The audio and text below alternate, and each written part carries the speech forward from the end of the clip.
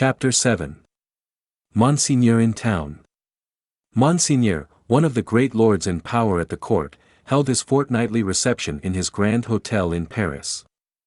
Monseigneur was in his inner room, his sanctuary of sanctuaries, the holiest of holiest to the crowd of worshippers in the suite of rooms without. Monseigneur was about to take his chocolate.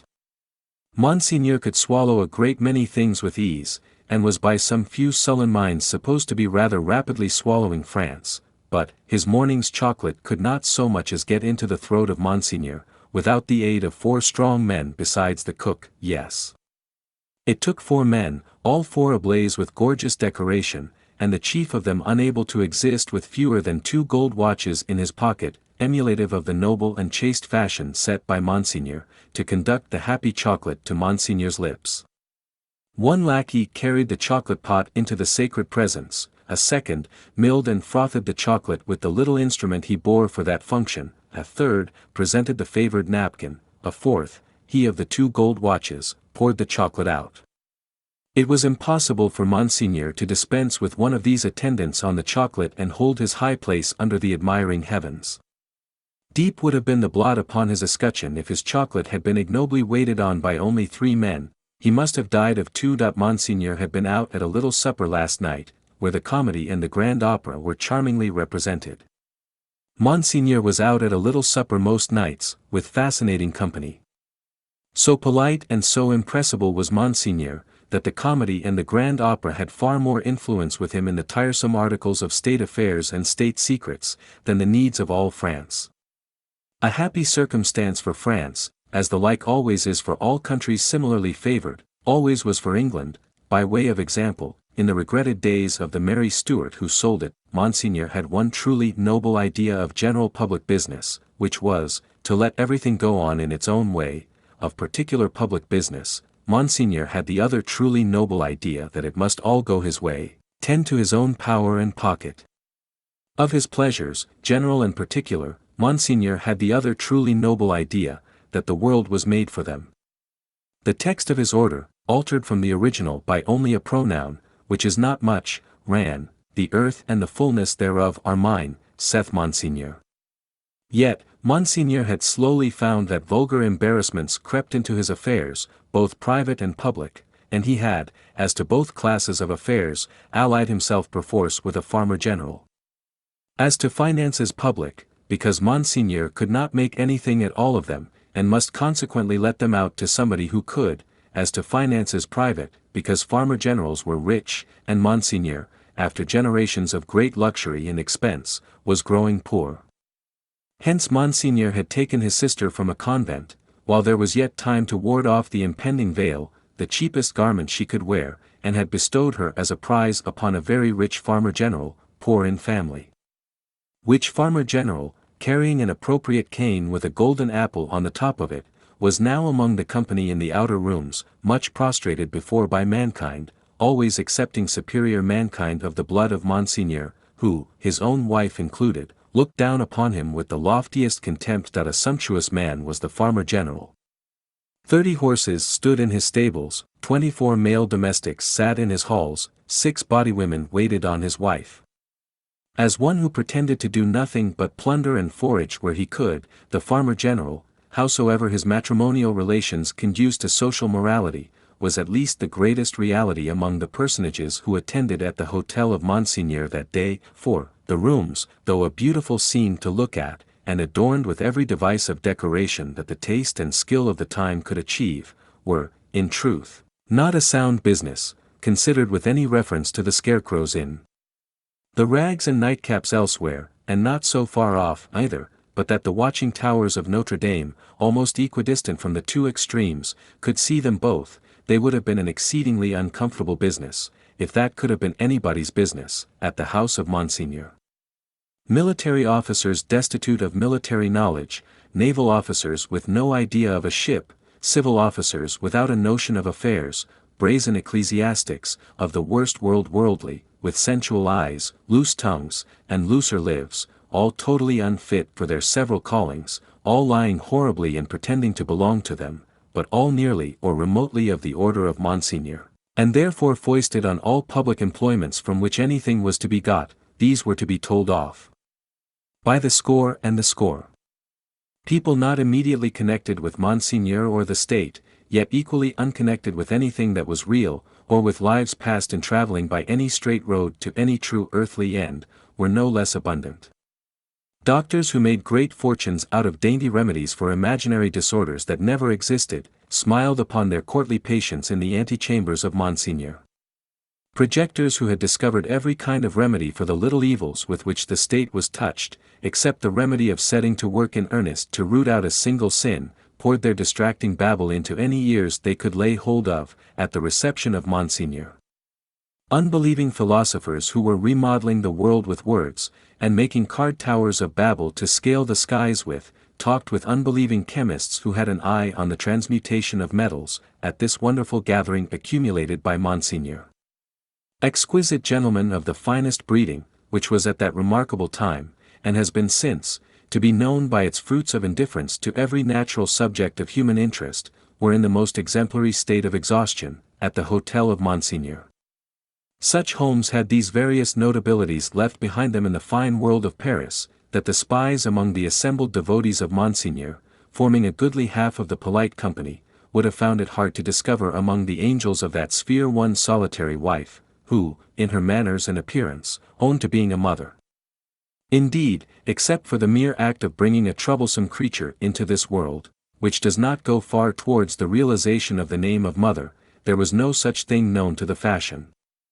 Peasant women kept the unfashionable babies close, and brought them up, and charming grandmammas of 60 dressed and supped as at 20. The leprosy of unreality disfigured every human creature in attendance upon Monseigneur. In the outermost room were half a dozen exceptional people who had had, for a few years, some vague misgiving in them that things in general were going rather wrong. As a promising way of setting them right, half of the half-dozen had become members of a fantastic sect of convulsionists, and were even then considering within themselves whether they should foam, rage, roar, and turn cataleptic on the spot, thereby setting up a highly intelligible finger-post to the future, for Monseigneur's guidance.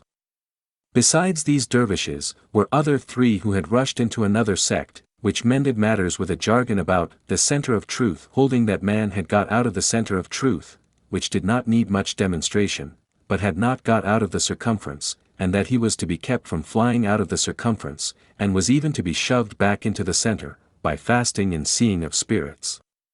Among these, accordingly, much discoursing with spirits went on, and it did a world of good which never became manifest, but the comfort was, that all the company at the Grand Hotel of Monseigneur were perfectly dressed. If the day of judgment had only been ascertained to be a dress day, everybody there would have been eternally correct. Such frizzling and powdering and sticking up of hair, such delicate complexions artificially preserved and mended, such gallant swords to look at, and such delicate honor to the sense of smell, would surely keep anything going, for ever and ever. The exquisite gentlemen of the finest breeding wore little pendant trinkets that chinked as they languidly moved, these golden fetters rang like precious little bells, and what with that ringing, and with the rustle of silk and brocade and fine linen, there was a flutter in the air that fanned Saint Antoine and his devouring hunger far away. Dress was the one unfailing talisman and charm used for keeping all things in their places. Everybody was dressed for a fancy ball that was never to leave off. From the palace of the Tuileries, through Monseigneur and the whole court, through the chambers, the tribunals of justice, and all society, except the scarecrows, the fancy ball descended to the common executioner, who, in pursuance of the charm, was required to officiate, frizzled, powdered, in a gold-laced coat, pumps, and white silk stockings. At the gallows and the wheel, the axe was a rarity, Monsieur Paris, as it was the episcopal mode among his brother professors of the provinces, Monsieur Orleans, and the rest, to call him, presided in this dainty dress. And who among the company at Monseigneur's reception in that 1780th year of our Lord, could possibly doubt, that a system rooted in a frizzled hangman, powdered, gold-laced, pumped and white silk stockinged, would see the very stars out? Monseigneur, having eased his 4 men of their burdens and taken his chocolate, caused the doors of the holiest of holiest to be thrown open, and issued forth. Then, what submission, what cringing and fawning, what servility, what abject humiliation!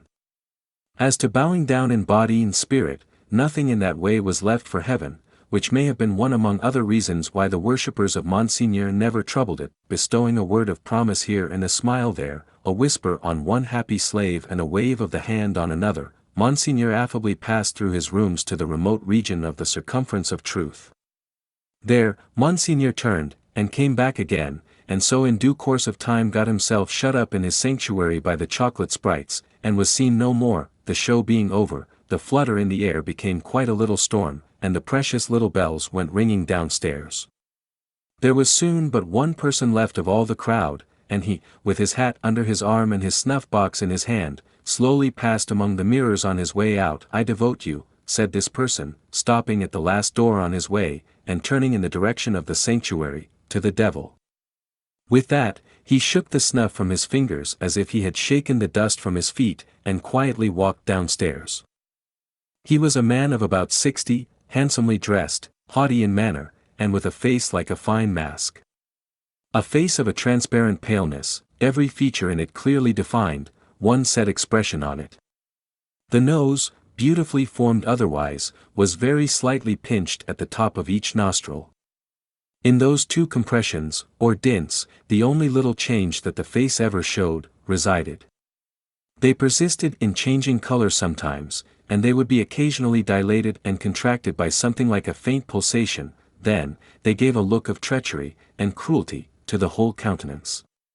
Examined with attention, its capacity of helping such a look was to be found in the line of the mouth, and the lines of the orbits of the eyes, being much too horizontal and thin.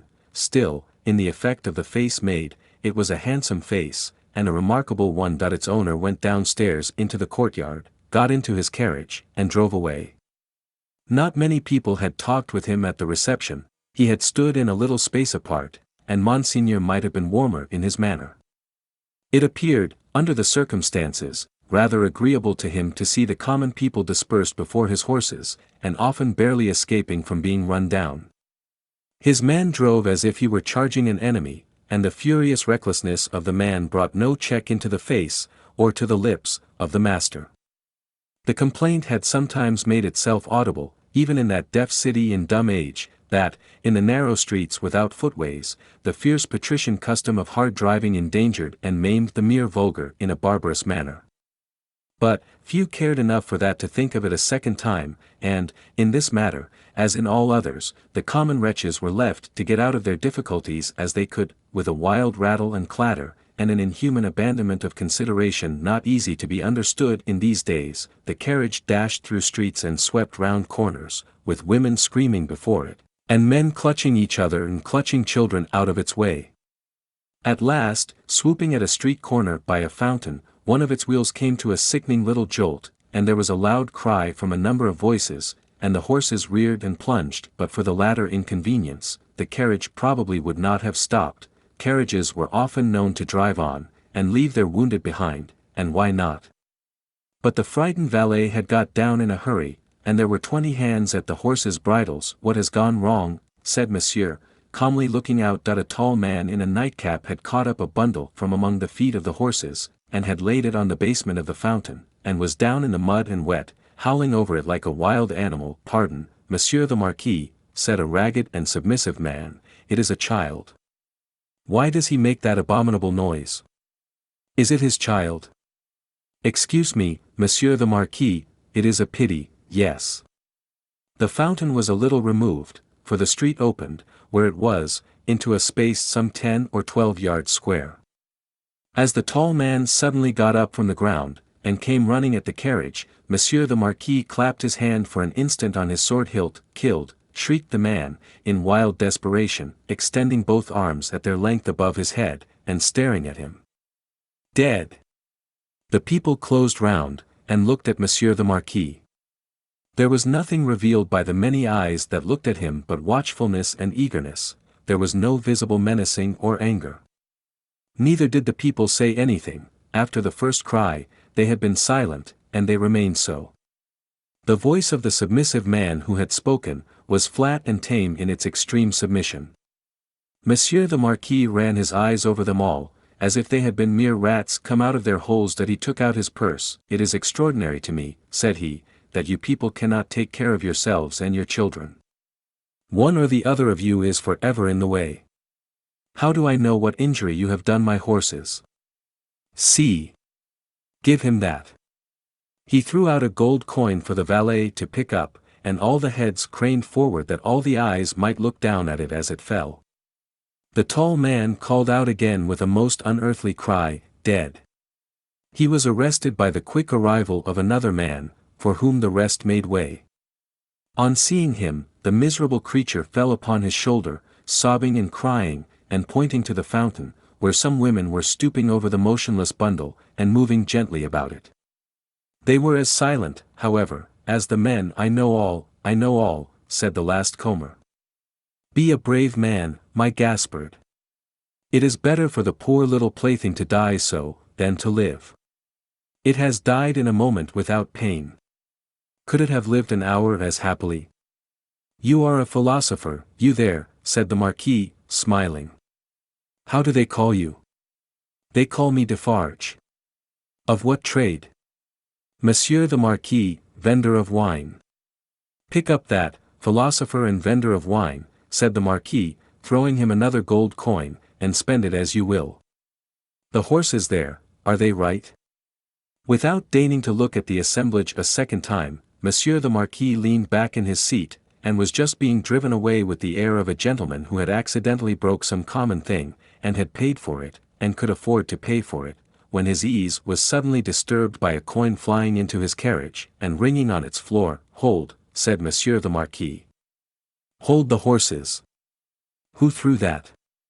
He looked to the spot where Defarge the vendor of wine had stood, a moment before, but the wretched father was grovelling on his face on the pavement in that spot, and the figure that stood beside him was the figure of a dark stout woman, knitting. "You dogs," said the Marquis, but smoothly, and with an unchanged front, except as to the spots on his nose, "I would ride over any of you very willingly, and exterminate you from the earth.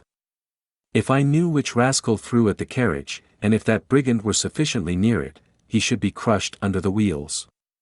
So cowed was their condition, and so long and hard their experience of what such a man could do to them, within the law and beyond it, that not a voice, or a hand, or even an eye was raised. Among the men, not one. But the woman who stood knitting looked up steadily, and looked the Marquis in the face. It was not for his dignity to notice it. His contemptuous eyes passed over her, and over all the other rats, and he leaned back in his seat again, and gave the word, "Go on." He was driven on, and other carriages came whirling by in quick succession, the minister, the state projector, the farmer general, the doctor, the lawyer, the ecclesiastic, the grand opera, the comedy, the whole fancy ball in a bright continuous flow, came whirling by.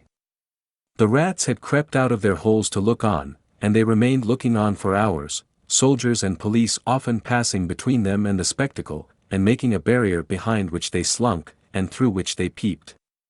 The father had long ago taken up his bundle and bidden himself away with it, when the women who had tended the bundle while it lay on the base of the fountain, sat there watching the running of the water and the rolling of the fancy ball, when the one woman who had stood conspicuous, knitting, still knitted on with the steadfastness of fate.